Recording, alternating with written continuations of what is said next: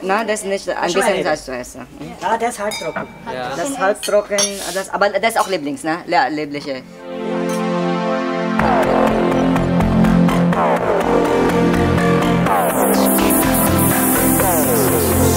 So ayan mga Chikiddos, is another vlog. Another wine tasting vlog. So ayan si Father Gabriel. Ayan, the Tumong's channel. So pupunta kami sa other wine shop. Mag-wine tasting kami. So kararating bago lang kami dumating, galing kami sa dun sa cluster. So may schedule kami sa wine tasting 4:30. So maglakad-lakad pa tayo papunta doon.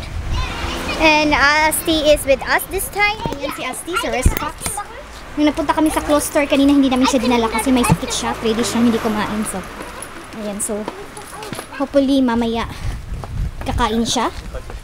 Dahil nga it's like 3 days Asti is not eating. So ayan, ang daming mga dito mga Chikiddos. Super dami. Ayan, ito isa din to sa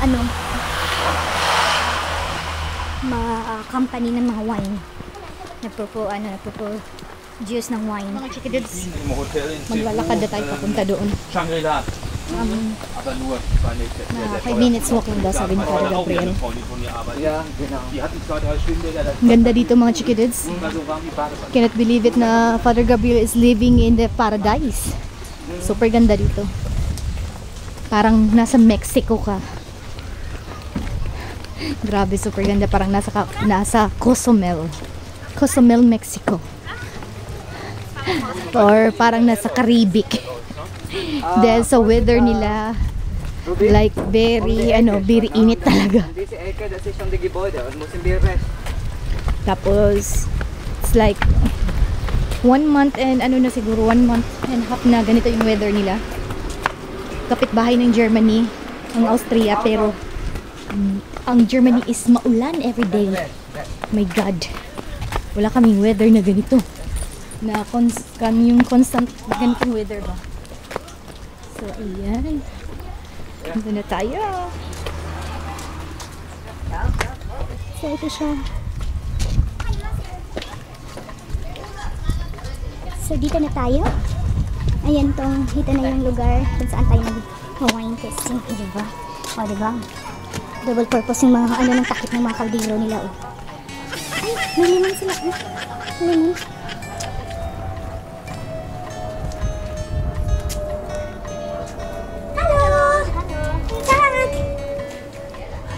Hallo Mariela. Hallo. Teresa. Das ist meine Familienfreund aus Essen, aus Deutschland. Okay. Und sie war zusammen mit der Ehemann. Ja. Und die waren bei uns jetzt, dass der Boden so trocken ist. Ja, ja. Und dann, wenn der Boden so trocken ist. Ja, ja. So extrem. Ja. Man isst kein Toast in der Früh. Ja. Und dann bieten sie auch keine Wolken oder kein. Man sagt, es geht wieder mal schwüler und es beginnt dann zu regnen. Nicht? Ja. Es ist halt der Boden sehr, sehr trocken. Wahnsinn. Aber wegen Corona geht es nicht. So, Letztes Jahr schon nicht, dieses Jahr schon nicht. No. Letztes Jahr waren wir dann ersatzweise ein bisschen auf Sylt. Ja, ja. Nur scheiß Wetter. Wir zahlen viel Geld, um dann auf schlechtes Wetter zu Hause bleiben. Aber jetzt hierher kommen. Nee, das ist nicht gut mit diesem Corona auch. Ja. Na, das ist nicht, ein bisschen das zu essen. Ja, der ist halbtrocken. Ja. Das ist halbtrocken, aber das ist auch Lieblings, ne? Ja, liebliche. Ja, halbtrocken ist mit bisschen Zucker nur. Also, es ist schon Naturzucker. Ja, für mich ist noch zu trocken. Ich trinke lieber lieblich. Ja, plus mich jetzt. Zu Hause kaum lieblichen Wein. Einen lieblichen Riesling haben wir jetzt mal gefunden oder Müller-Thurgau. Letztens in einem riesen Weingeschäft, eine alte Weinzeche, 20.000 Flaschen da drin. Dann zeigen sie mir mal, ja, in so Hochregallager, ihren lieblichen Wein, da zeigt er mir 3 Flaschen, aber hat die anderen. Ja, das ist bei uns auch, wir machen nur 2 Sorten.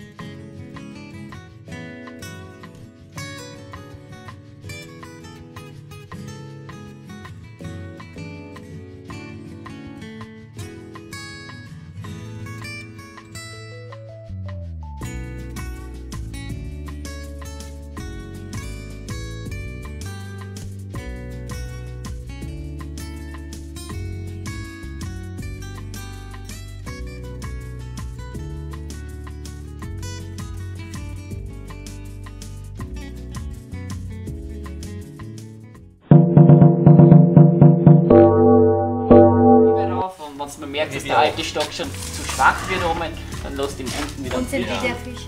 Guck mal, Das ist ein Junge noch und das andere ist jetzt schon alter. das ist der 50. Ja, der ist ca. 50 Jahre Wow. alt. Ja. So ayun mga chikidudes, itong grapes tree na to is like 50 years old na siya. 50 years old na siya mga chikidudes. Nagpupo-upo lang. Nagpupo-upo lang kami dito. Tapos napunta kami sa topic na ito. Kasi grapes to. Ito yung grapes na makakain. Hindi siya yung grapes na gawing na gagawing wine. Ito yung pwedeng makain. Ito na 30 daw to. 30 years old. So diba? Grabe. Hindi na-expect na. So, July dito, so mga end August daw, pwede na siyang i-harvest kasi magpupula na siya.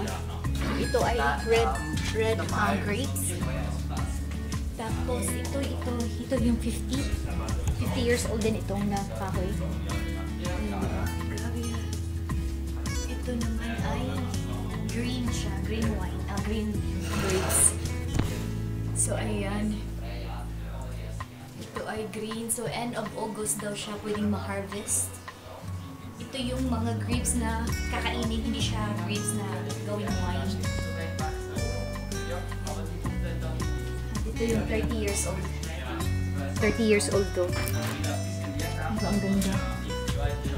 At ito ay isang apricot. Apricot na prutas. Because may peppermint sila. Peppermints. Ito yung mga organic herbs. Oh. Ayan, ang dami. Good.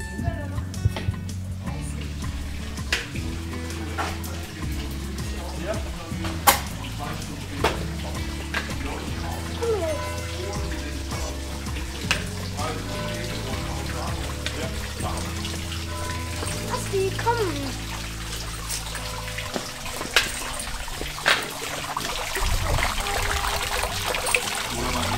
Ayan guys, lumipat kami sa wine shop na from yesterday kay Sylvia and Martin's time. So, ayan mga chikidudes. Sa wine tasting dito, wala siyang bayad. Not like sa Italia na nagpunta kami, yung wine tasting nila doon is magbabayad ka. 75 euro per head. And you're allowed to taste different kinds of wine, 15 klaseng magkaibang klase ng wine, white wine or red wine. So dito naman is wala siyang bayad, pero nasa iyo rin kung mag-order ka after or hindi. Pero sa amin, since yesterday is our second day here. Since yesterday na nagpunta kami dito, nag-wine tasting kami, may nagustuhan na si Arn na wine, which is the white wine here. Lidling siya, sweet wine. So ito yung nagustuhan niya. Tapos yung mga kiddos naman is may red, sila. Yan, grape juice. Ayan. Red lang rin ang gustuhan nila, ayaw nila yung puti. So, sa price nito, isang bote, mabibili nyo for the price 3 euro. Tapos, this one naman, mabibili nyo sa price ng 5 euro 50. Pero, pag bibilhin nyo siya sa mga shop na, is like, na siya, nasa 8 euro na siya. Kasi dito ginagawa, dito yung gawaan ng wine, kaya mura siya dito. So, ayan. So, siya, family siya, owner siya ng mga family. Ito si Miss Sylvia Steiner. Ito yung owner, at saka yung anak niya na si Martin. Yan na si Martin Steiner. Ito siya. Siya yung nag-tour sa amin kahapon dun sa basement nila kung saan yung mga barrel of wines doon. So, ang bait nila ng family. Tapos dito sa lugar nila, ang daming mga sa Podersdorf dito sa Austria, ang daming mga mga family na the same name, Steiner, pero hindi sila magkapamilya. Like yung before kami napunta dito, it's our second day na mag-wine tasting. before kami pumunta dito, may pinuntahan din kami, na shop din ng wine. Steiner din sila. Akala ko magka-family, pero sabi ni the two monks channel, hindi na sila magka-pamilya. So, ayan sila. So, sa mga friends ko at sa mga kakilala at saka sa makapanood ng video na ito na dito lang sa Europa at saka may chance kayo na mag-visit sa Österreich. So, make sure na maka-drive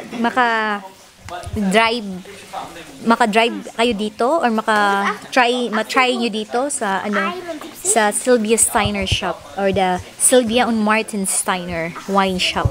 So, ayan mga Chikidud. So, that's all for now. So, please don't forget to share, like, subscribe to our YouTube channel, Kiray and Kiddos. So, ayan. So, sa hindi pa na-subscribe dyan, please hit the notification bell down below para ma-update kayo sa mga walang kwentang vlogs namin. So, ayan. So, bye! Chikidudi!